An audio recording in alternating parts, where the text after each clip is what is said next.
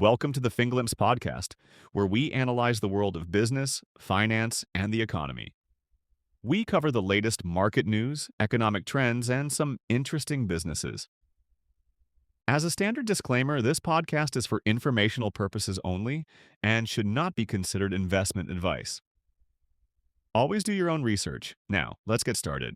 Have you ever felt just completely swamped by all the news, the reports, the updates on energy and climate? Oh, It's definitely. like trying to drink from a fire hose. Exactly. Information overload. You hear about record temperatures, then, geopolitical shifts hitting oil prices, then some new tech promises to fix everything. It's nonstop. It is. It's a lot to process, and staying really informed, well, it feels like a full-time job. It can, yeah. That's exactly why we're here. We're aiming to be your shortcut to clarity, kind of transforming all that complexity into digestible insights, those aha moments just for you. Making sense of the noise.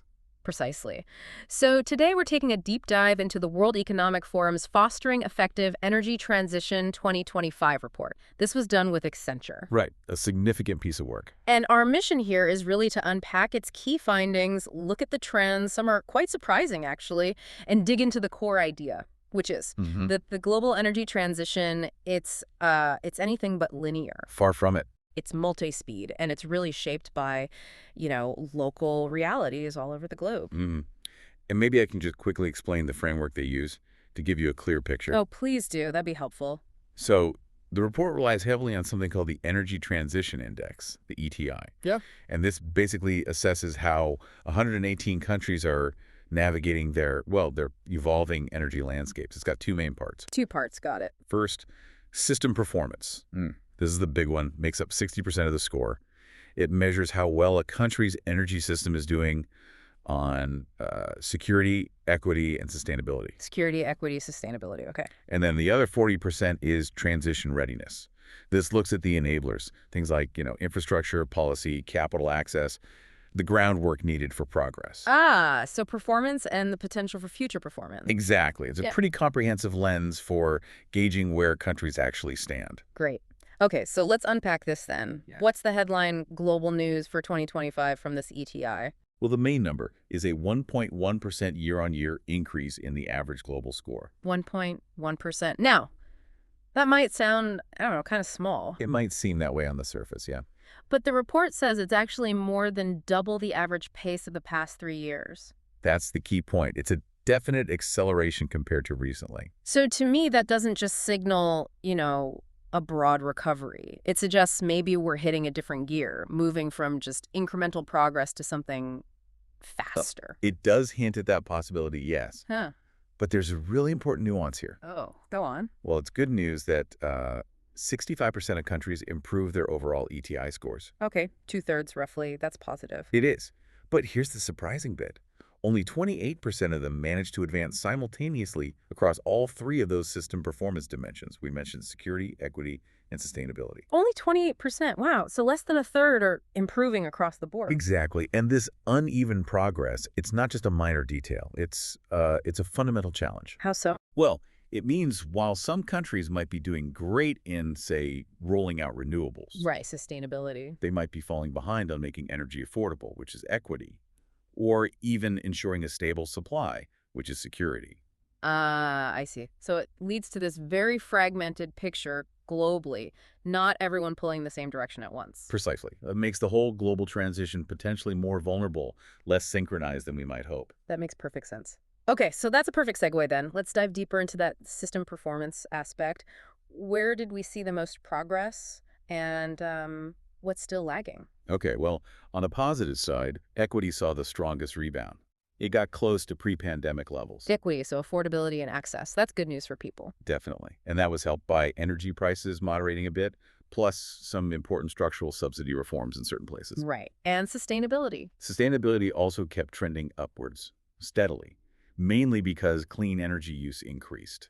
Okay, more renewables coming online. Yes. But, and this is a big deck, but despite those gains, sustainability actually remained the lowest scoring dimension in the EPI overall. Still the lowest, even with the growth in renewables. Still the lowest. It just shows how far we still have to go to get to truly climate-aligned energy systems. Yeah. especially when you think about the tough stuff, Like what? like decarbonizing heating, heavy transport, industrial processes. Yeah. Those are complex challenges. Yeah, absolutely. Okay, so equity improved, sustainability trended up but is still low. What about security? That's the third leg of the stool. Right. And this is where it gets, as you said earlier, really interesting. Energy security, basically stagnated. Stagnated, flatlined. Given all the geopolitical shifts and volatility we've seen recently, was that expected, or did anything about that finding surprise you? I wouldn't say it was entirely unexpected, given the global situation. The volatility certainly plays a role. Okay, so what reasons did the report give for this stagnation? It points to a few key things. One is limited diversification of energy sources. In many countries, they're still too reliant on just one or two types. Okay, putting all their eggs in one basket, so to speak. Sort of, yeah. Mm, Then there's high import dependence from many nations. makes sense. Very vulnerable to global market swings. And often, inflexible power systems that struggle to adapt quickly to changes in supply or demand. You think about recent events, they've really highlighted these vulnerabilities, haven't they? They certainly have. It raises that core challenge. Yeah. How do countries secure their energy supply while they're also trying to transition away from the traditional sources they've relied on? That's the crux of it. It's a major balancing act. Okay, so that's system performance. Now, moving from how things are to future capacity, let's look at transition readiness. This is about creating that enabling environment, right? Exactly. Infrastructure, policy, investment climate. Did we see the same kind of acceleration here as we saw in the overall score? Unfortunately, no. While readiness did improve, which is good, its growth actually slowed down. It was just 0.8% year on year. And that fell below its 10-year average. So readiness is improving, but more slowly than it used to. Correct. And this slowdown in readiness could, impact future gains in performance. How come? Because readiness improvements usually come before performance improvements. Think of it like building the runway Right. before the plane can take off. Right. If you're building the runway more slowly, well, the takeoffs are likely to be slower in the future, too. Okay, that makes sense. So slower progress on the enabling factors could mean slower progress on the actual outcomes down the line. It's a definite risk highlighted in the report. It really sounds like a complex tapestry then, doesn't it? Progress here, stagnation there, slower momentum somewhere else. It really is. Let's talk about some specific countries and regions, because the story gets even more diverse when you zoom in. Sweden, Finland, Denmark, they kept the top 3 spots. Perhaps not a huge shock there. No, they're consistently strong performers in this index. But what other countries really stand out? Either for rapid gains or just for their sheer scale and impact? Well, one really noteworthy one is China. It reached an all-time high for them, 12th place. China at 12th? What's driving that?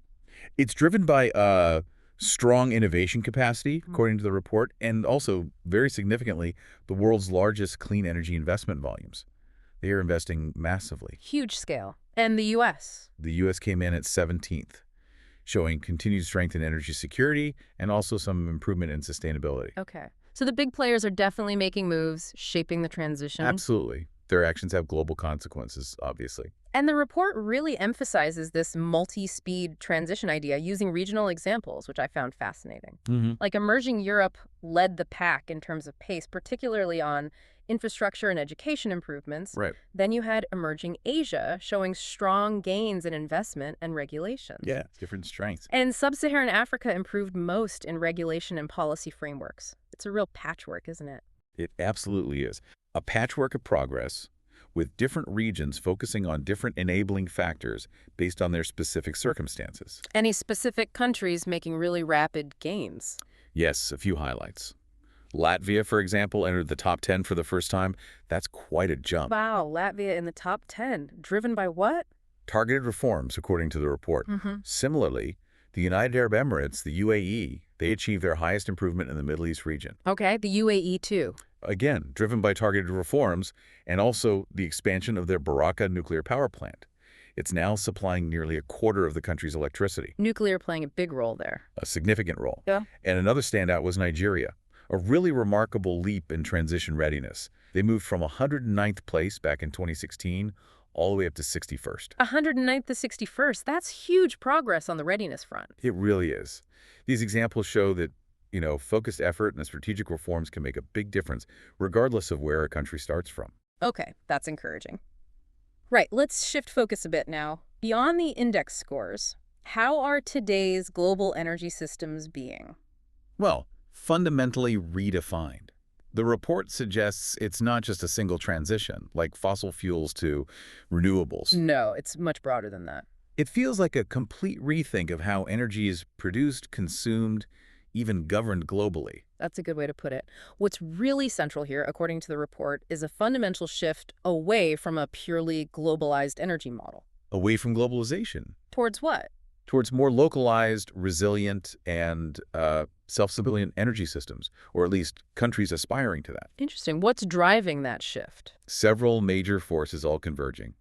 Growing geopolitical tensions, for one. Definitely seeing that. Accelerated technological innovation, changing what's possible. And of course, the mounting pressure from climate-related disruption. The world's getting more complex, more unpredictable. And energy systems are reflecting that complexity. So, as part of this evolving market reality, the roles of different energy sources are changing quite significantly. Let's touch on a few. Energy efficiency, for instance.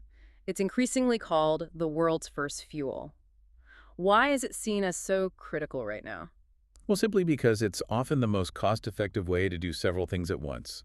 Boost security, cut emissions, and lower costs for consumers and businesses. The low-hanging fruit, essentially. Pretty much. It offers immediate, tangible benefits across multiple dimensions.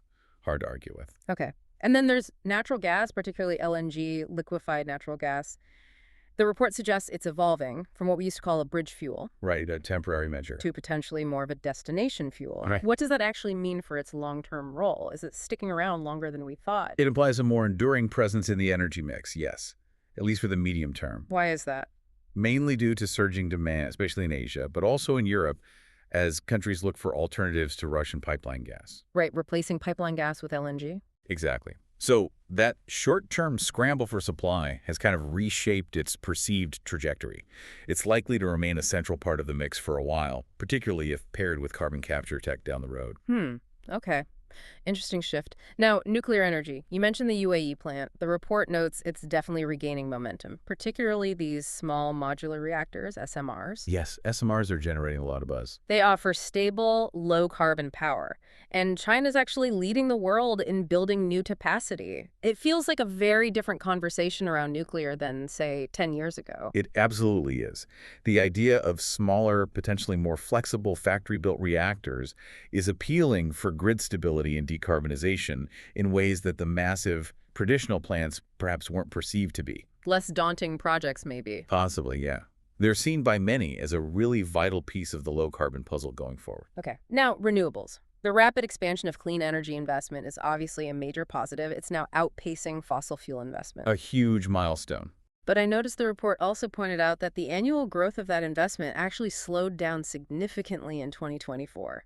Down to 11% from, what, 24, 29% in the years before? That's right. A noticeable deceleration in the growth rate. That does raise a question, doesn't it? About sustaining the sheer pace of investment that's needed. It certainly does. Yeah. Maintaining that high growth trajectory is crucial.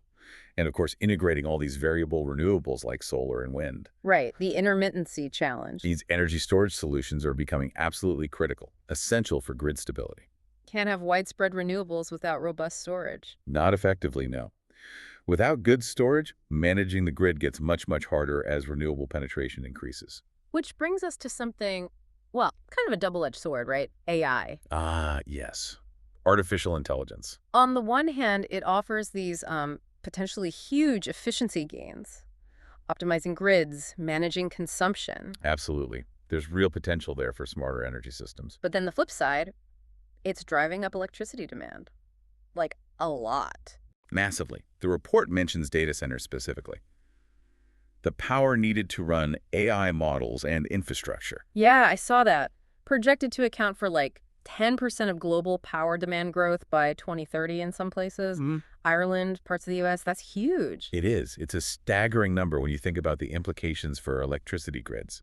So how? I mean, how do we even begin to balance that? The potential efficiency gains from AI versus this enormous new demand it creates. Well, that's the billion-dollar question, isn't it? It forces us to think about energy consumption in entirely new ways. The efficiency gains are real, potentially.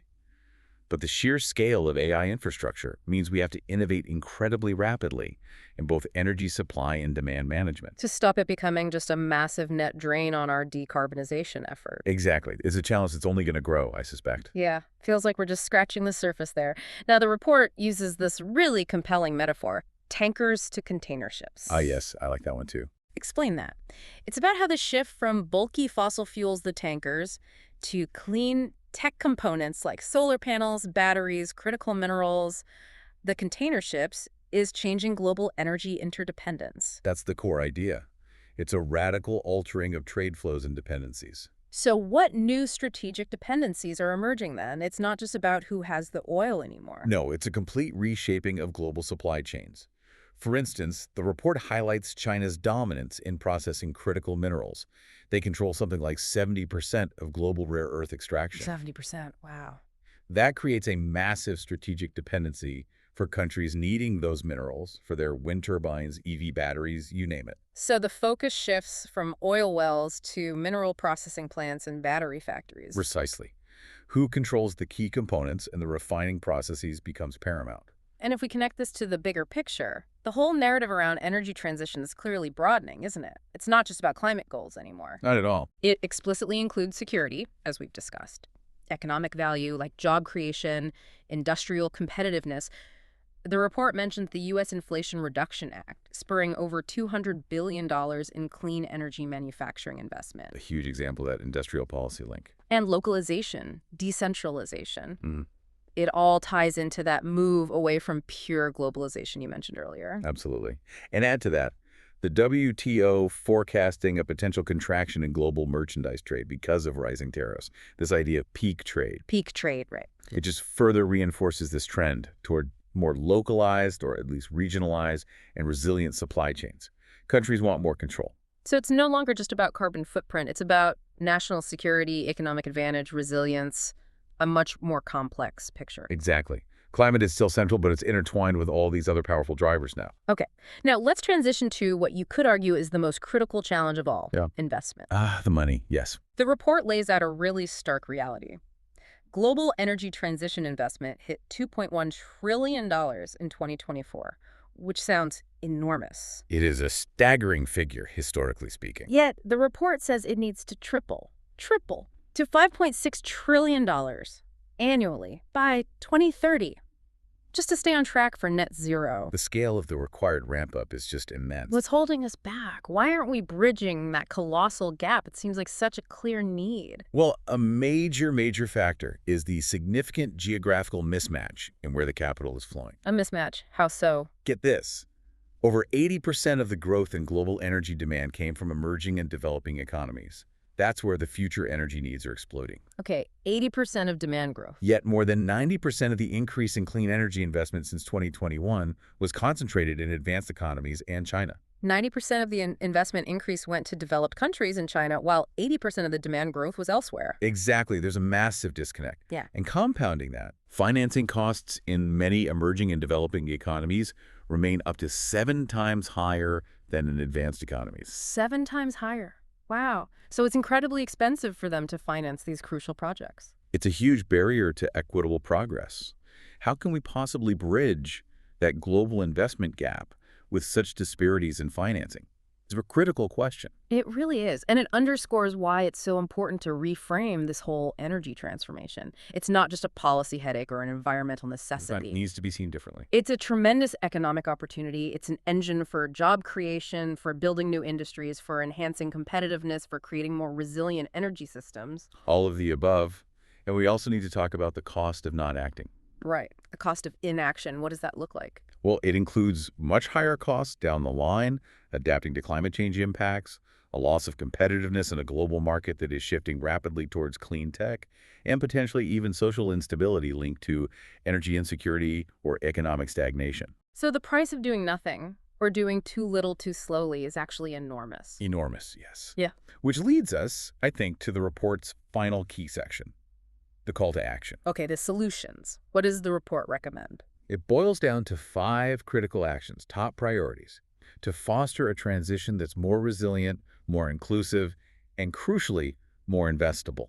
And it gives some concrete examples for each. All right, let's hear them. Top 5 actions. Okay, number 1, adopt stable, adaptive policy frameworks. The key words there are stable and adaptive, Bing, bing. meaning we need globally aligned policies where possible, but they absolutely must be adaptable to local contexts and reinforced by strategic partnerships. Makes sense. An example. India's National Green Hydrogen Mission is a good one. It provides targeted incentives that vary based on each state's specific industrial strengths and resources. It's not a rigid, one-size-fits-all policy. Okay, adaptive policy, number 2.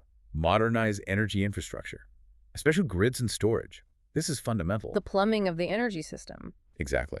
And using digital tools to better integrate renewables, improve efficiency, make the grid smarter. The example given is Saudi Arabia's Saudi Electricity Company.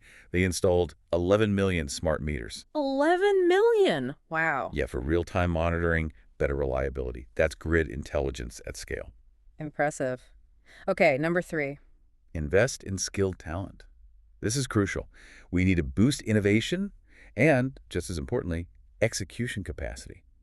People power. The workforce for the transition. Precisely. Aligning education systems, vocational training, workforce planning with the actual clean energy jobs being created. Yeah. Australia's clean energy training hubs are cited. They partner with TAFEs, universities, industry. To deliver practical, relevant training. Exactly. Training for solar installers, wind technicians, grid specialists, and so on. Got it. Number 4. Accelerate clean technology commercialization, especially in those hard-to-abate sectors we talked about, heavy industry, long-haul transport. The really tough nuts to crack. Yes. This needs more international collaboration, linking R&D much more closely to actual deployment and scaling up.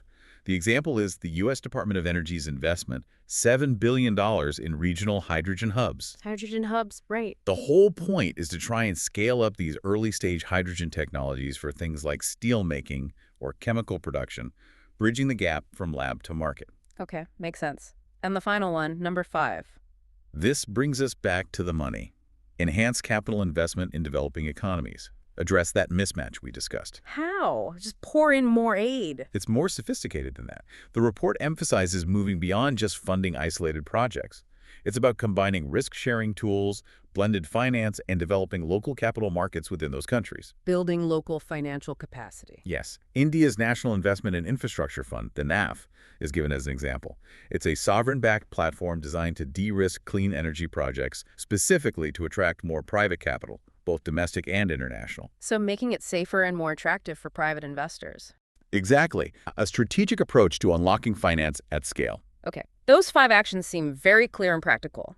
Adopt adaptive policy, modernize infrastructure, invest in talent, accelerate tech commercialization, and enhance investment in developing economies. That's the roadmap they lay out. So bringing this all together then, what we've really seen today is that this energy transition, it's undeniably complex, it's definitely multi-speed, and it's deeply, deeply contextual. No single blueprint fits all. Different countries are moving at different paces, driven by their own unique circumstances, their politics, their resources, their priorities. But despite all those challenges, the report does offer these clear, actionable paths forward. It really emphasizes adaptation, doesn't it? And strategic investment. It does. And I think ultimately the key takeaway for me is that success in this massive global undertaking will depend on making the transformation itself a profitable, scalable, and genuinely self-sustaining economic opportunity. An economic opportunity, not just a cost or a burden. Precisely. It has to be driven increasingly by savvy market forces, by innovation, and by strategic investment, finding real returns. Yeah. It needs to make fundamental economic sense for it to really take hold globally and accelerate at the incredible pace that's required. That's a really powerful point. Making it an economic imperative driven by market logic as much as policy push. Okay. Well, if, as you say, there's no single blueprint and countries really must follow different paths at different speeds, here's a final thought for you, our listener, to maybe chew on. Given all this complexity and local context, what specific realities or maybe opportunities in your own community, perhaps in your industry, could you explore? How could you contribute, even in a small way, to building a more resilient and inclusive energy future right where you are? That's a great question, because it really will take action at all levels. Absolutely. There's definitely a role for everyone in this monumental shift. That's all for this episode of the FinGlimpse podcast. If you found our discussion insightful, please consider subscribing and leaving a review. We'd love to hear your thoughts and suggestions for future topics. Until next time, stay informed and make smart decisions. Goodbye.